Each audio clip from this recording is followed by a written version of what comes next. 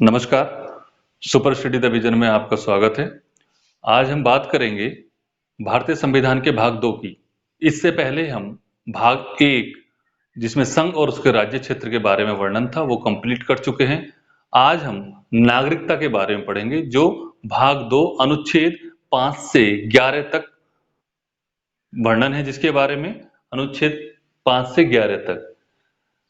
देखो, नागरिकता से पहले ये जानना जरूरी है कि नागरिक, किसी भी देश का नागरिक कौन होता है।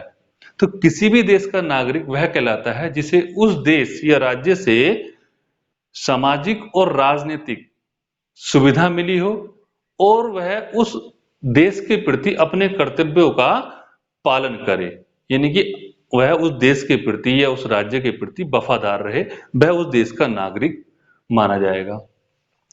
जो विदेशी लोग होते हैं वो अगर रह रहे हैं, सपोज करो अगर वो भारत में रह रहे हैं, तो उन्हें भारत का नागरिक नहीं समझा जाएगा। उन्हें सामाजिक अधिकार तो मिल जाएगा लेकिन राजनीतिक अधिकार नहीं मिलते हैं। तो ये थी नागरिकता की परिभाषा या नागरिकता किसे कहते हैं। देखो, भारतीय संविधान का जो ये भाग 2 है ये इतना महत्वपूर्ण है और यहाँ से प्रश्न बनते हैं। अभी हाल ही में इसमें आपने सुना भी होगा, जो संशोधन हुए भारतीय नागरिकता अधिनियम 1955 में, तो जो संशोधन इसमें अब तक हुए उनके बारे में तो हम जानेंगे ही, लेकिन जो 2019 में सीएए को लेकर इतना बड़ा पूरे भारत में डिस्प्यूट हुआ, दंगे हुए, अराजकता जैसा माहौल हुआ, उसके बारे में भी आज हम संक्षेप में जानेंगे। तो सबसे पहले हम जानते हैं भारतीय संविधान के जो भाग 2 के अनुच्छेद हैं, उन अनुच्छेदों में क्या-क्या उपबंध किए गए हैं, किस प्रकार से कोई व्यक्ति भारत की नागरिकता ले सकता है, या जिन आर्टिकल में जो बताया गया है उनके बारे में पहले हम जान लेते हैं, फिर हम नेक्स्ट बात करेंगे। तो सबसे पहले हम बात करते हैं अनुच्छेद 5 की, आर्टिकल 5। आर्टिकल 5 में लिखा हुआ है कि संविधान के प्रारंभ पर नागरिकता, यानी कि इसके अनुसार कोई व्यक्ति नागरिक हो सकता है किस कंडीशन में, जो कम से कम 5 वर्ष से भारत में रह रहा हो, या उसके माता पिता में से किसी का जन्म भारत में हुआ हो, या उसका स्वयं का जन्म भारत में हुआ हो। ये अनुच्छेद 5 में लिखा हुआ है। आप थोड़ा समझते रहना, क्योंकि बहुत से आर्टिकल इसमें और कुछ बातें ऐसी हैं कि कंफ्यूज कर देती हैं। ठीक है, तो अनुच्छेद 5 कहता है कि संविधान के प्रारंभ पर नागरिकता, या तो उसका स्वयं का जन्म भारत में हुआ हो, या उसके माता पिता का किसी का एक जन्म भारत में हुआ हो, या जो कम से कम 5 वर्ष से भारत में रह रहा हो, वह भारत की नागरिकता लेने का अधिकार रखता है। ठीक है, आर्टिकल 6 क्या कहता है, जो व्यक्ति पाकिस्तान से भारत आए, जो व्यक्ति पाकिस्तान से भारत आए उनकी नागरिकता से संबंधित अधिकार, मतलब कहने का यह है, इसमें वह व्यक्ति नागरिकता ले सकता है जिसके दादा दादी, नाना नानी में से किसी एक का जन्म भारत में हुआ हो, या वह 19 जुलाई 1948 से पूर्व भारत में रह रहा हो, या जिसने संविधान लागू होने से पहले, यहां पर पंजीकरण करा लिया हो, वह भारत का नागरिक हो सकता है। आर्टिकल 6 ये कहता है। आर्टिकल 7 कहता है कि जो व्यक्ति पाकिस्तान को चले गए, पाकिस्तान को जाने वाले व्यक्ति जो बाद में भारत वापस आए, आर्टिकल 7 बोलता है कि ऐसे व्यक्ति जो उस समय मार्च 1947 में कोई ऐसा क्षेत्र या राज्य जो उस समय भारत के अधीन था लेकिन विभाजन के बाद वो पाकिस्तान में चला गया, और जो व्यक्ति उस क्षेत्र में रह रहा था तो वह भी पाकिस्तान चला गया, तो उसकी नागरिकता समाप्त हो जाएगी। लेकिन किसी विधि के अधीन उसे पुनर्वास का कोई ऐसा अनुज्ञा प्राप्त हुई हो और वो भारत वापस लौट कर आ गया हो, वह पुनः भारत वापस लौट कर आ जाता है, तो वह भी ये माना जाएगा कि उसने संविधान के लागू होने से पूर्व भारत में प्रव्रजन कर लिया है, तो वह भारत का नागरिक माना जाएगा आर्टिकल 7 के तहत। आर्टिकल 5, आर्टिकल 6, आर्टिकल 7 समझ में आए होंगे आपके। और आर्टिकल 8 क्या कहता है कि भारत के बाहर रहने वाले भारतीय उद्भव के कुछ व्यक्तियों की नागरिकता के अधिकार, मतलब भारत के बाहर यानी कोई व्यक्ति यदि विदेश में जन्मा हो या फिर उसके दादा दादी नाना नानी में से कोई यहां जन्मा हो और वो रह रहे हो विदेश में, कहां रह रहे हो, विदेश में, लेकिन उसके विदेश में रहने के और रहने पर वहां पर उसने भारतीय राजनयिक दूतावास में अपना पंजीकरण करा दिया हो और भारतीय राजनयिक ने उसे वहां पर रजिस्ट्रीकृत कर लिया हो, तो वह व्यक्ति भी भारत का नागरिक माना जाएगा। आगे बात समझ में इतनी। अनुच्छेद 9 कहता है किसी अन्य देश की नागरिकता अगर आप प्राप्त कर लेते हो तो यहां की नागरिकता स्वतः समाप्त हो जाएगी। अगर आपने किसी अन्य देश की नागरिकता प्राप्त की है तो भारत की नागरिकता आपकी स्वतः समाप्त हो जाएगी। और अनुच्छेद 10 कहता है कि नागरिकता के अधिकारों का बना रहना, यानी कि आपके जो नागरिकता संबंधी अधिकार हैं वो बने रहेंगे जब तक संसद उस पर विधि बनाकर उन्हें समाप्त ना कर दे। बिना संसद के द्वारा विधि बने हुए जब तक संसद विधि नहीं बनाएगी आपके अधिकार समाप्त नहीं होंगे, ऐसा आर्टिकल 10 में कहा गया है। आर्टिकल 11 में बताया गया है कि संसद को, किसे, संसद को नागरिकता के संबंध में विधि बनाने का अधिकार है। संसद को नागरिकता के संबंध में कानून बनाने का अधिकार दिया गया है आर्टिकल 11 के तहत। और इसी के तहत संसद ने जो नागरिकता अधिनियम 1995 में संशोधन किया था दिसंबर 2019 में, वो इसी के आधार पर किया था क्योंकि संसद को ये अधिकार है, जिसमें 9 दिसंबर को अमित शाह जी ने, जो हमारे गृह मंत्री हैं, उन्होंने लोकसभा में ये बिल पेश किया जो 11 दिसंबर 2019 को राज्यसभा से पास हो गया था। लोकसभा में 311 वोट मिले थे, राज्यसभा में इसके पक्ष में 125 वोट पड़े थे और इसके बाद फिर वो राष्ट्रपति के पास चला गया जो 12 दिसंबर को राष्ट्रपति जी के हस्ताक्षर होने के बाद एक अधिनियम बन गया। ठीक है, तो यहां अब हम जान लेते हैं, ये हमने आर्टिकल के बारे में जाना था, अब हम जान लेते हैं भारतीय नागरिकता अधिनियम क्या है। देखो, हमारे देश में, भारत में जो नागरिकता का प्रावधान है वो एकल नागरिकता का प्रावधान है। ब्रिटेन की तरह, जिस प्रकार ब्रिटेन में एकल नागरिकता का प्रावधान है वैसे ही भारत में भी एकल नागरिकता का प्रावधान है। जबकि अमेरिका में जो नागरिकता है वो दोहरी नागरिकता है। दोहरी नागरिकता का मतलब क्या है कि वहां पर राज्य भी अलग नागरिकता देता है और केंद्र अलग नागरिकता देता है। लेकिन भारत में ऐसा बिल्कुल नहीं है कि अगर आपको मणिपुर अलग नागरिकता देगा, उत्तर प्रदेश अलग नागरिकता देगा, केंद्र अलग नागरिकता देगा। आपके लिए सिर्फ एक ही नागरिकता है कि आप भारत के नागरिक हो, किसी स्टेट के आप नागरिक नहीं हो। हमारे यहाँ एकल नागरिकता है और विधि जो बनाने का अधिकार है संसद को है। उसी क्रम में भारतीय नागरिकता अधिनियम 1955 का निर्माण हुआ था। 1955 का जब बना था ये भारतीय नागरिकता अधिनियम, तो इसमें कुछ संशोधन भी हुए जो 1986, 92, 2003, 2005, 2015 और 2019 में प्रमुख रूप से जो संशोधन हुए हैं वो इन वर्ष में हुए हैं। भारतीय नागरिकता में संशोधन जो हुए हैं वो सबसे महत्वपूर्ण संशोधन है 2019 का, जिसे हम क्या बोलते हैं, एक तो बोलते हैं सीएबी और एक बोलते हैं सीएए। अब इन दोनों में मतलब क्या है, देखो, सीएबी सिटीजनशिप अमेंडमेंट बिल, मतलब विधेयक। जब तक आप राज्यसभा, लोकसभा इनमें कोई प्रस्ताव या बिल लेकर जाते हो तो वो विधेयक कहलाता है। और जब ये विधेयक लोकसभा और राज्यसभा से पास हो जाता है और राष्ट्रपति जी इस पे हस्ताक्षर कर देते हैं, तब ये हो जाता है एक्ट, एक अधिनियम बन जाता है। तो सीएबी भी वही है जो सीएए है, ये बिल है और ये एक्ट है, ये अधिनियम है। तो राष्ट्रपति जी के हस्ताक्षर के बाद ये क्या बन गया, सीएए, सिटीजनशिप अमेंडमेंट एक्ट 2019। भारतीय नागरिकता संशोधन अधिनियम है ये 2019 का। इसमें कुछ प्रावधान किए गए हैं।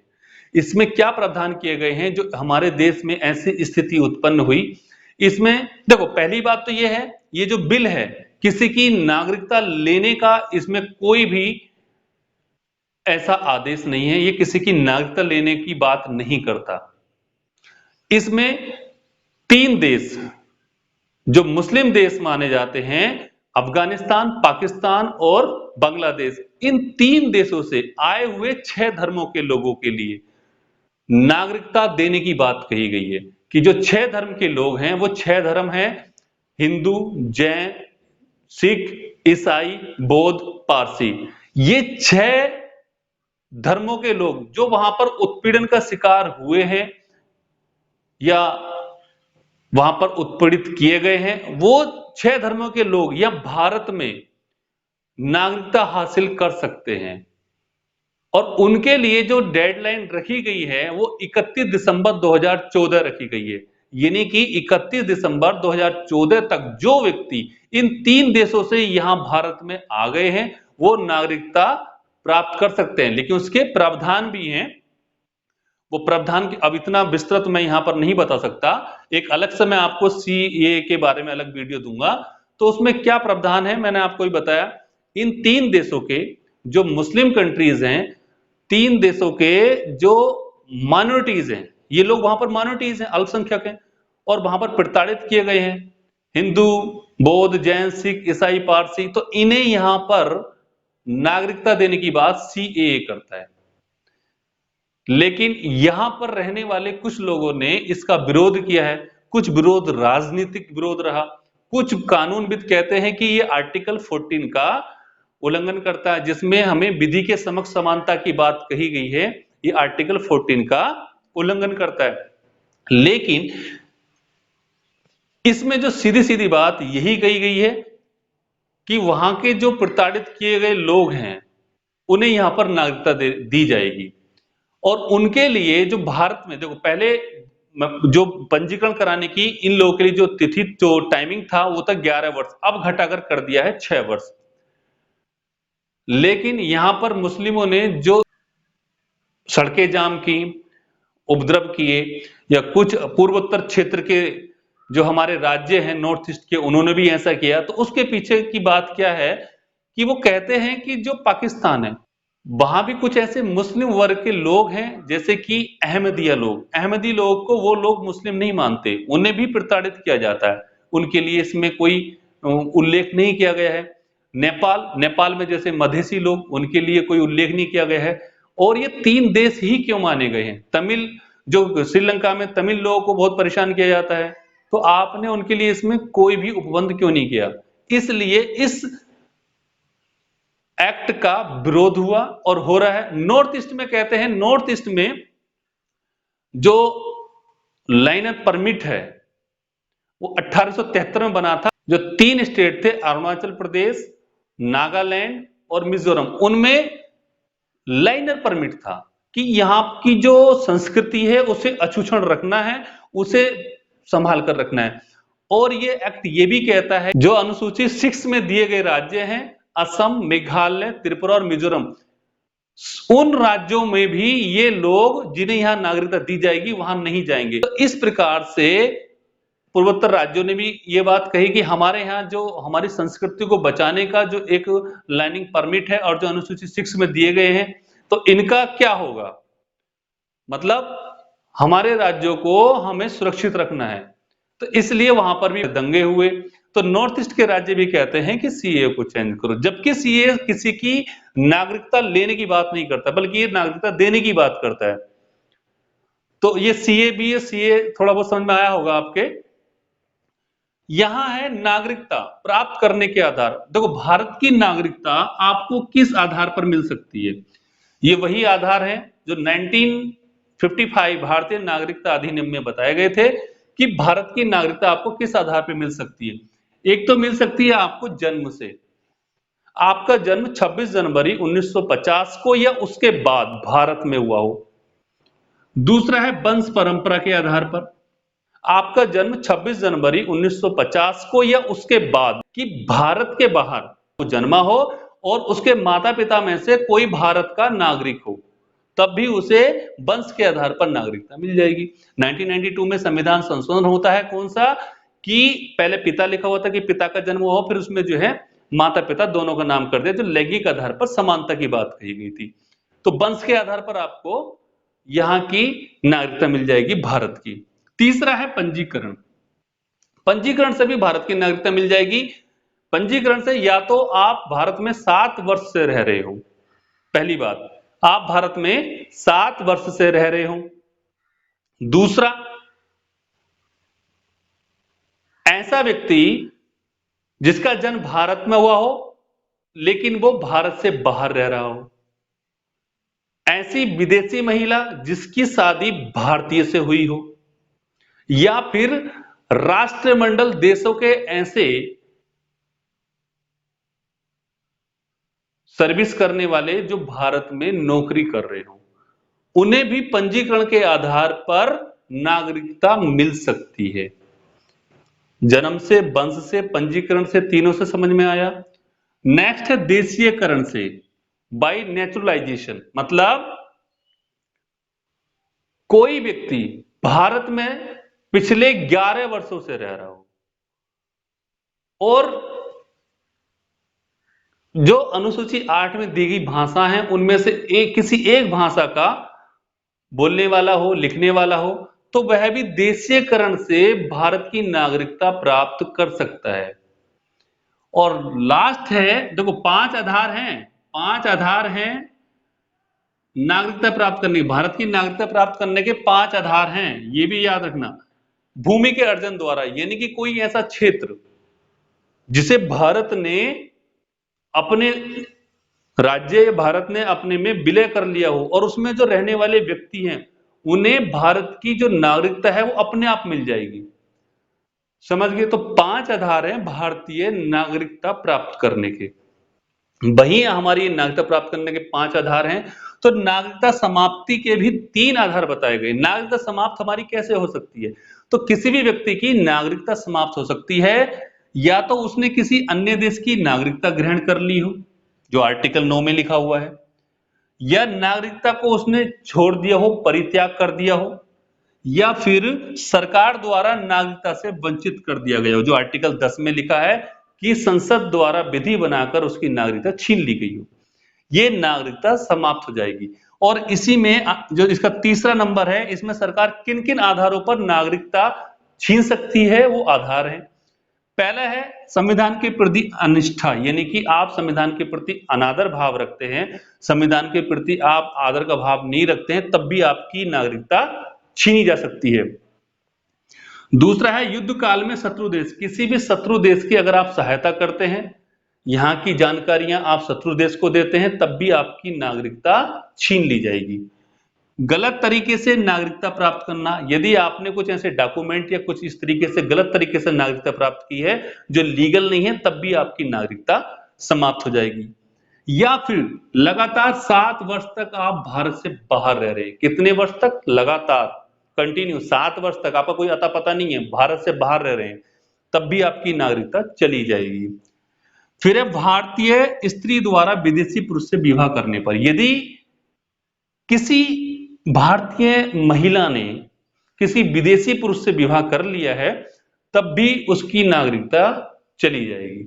तो ये नागरिकता प्राप्त करना और नागरिकता से वंचित होने के आधार थे, प्राप्त करने के 5 हैं और ये वंचित होने के 3 प्रकार हैं, जिसमें ये तीसरे में इन सब बातों को बताया गया है कि किन किन आधार पर आपको नागरिकता से वंचित किया जा सकता है। तो ये था भाग 2 नागरिकता, जो आर्टिकल 5 से 11 तक था। हमने इसके बारे में पढ़ा और हमने ये जाना कि किस अनुच्छेद में क्या लिखा हुआ है, और मुझे उम्मीद है आपके समझ में आया होगा किन किन माध्यम से नागरिकता मिल सकती है या किस तरीके से नागरिकता जा सकती है।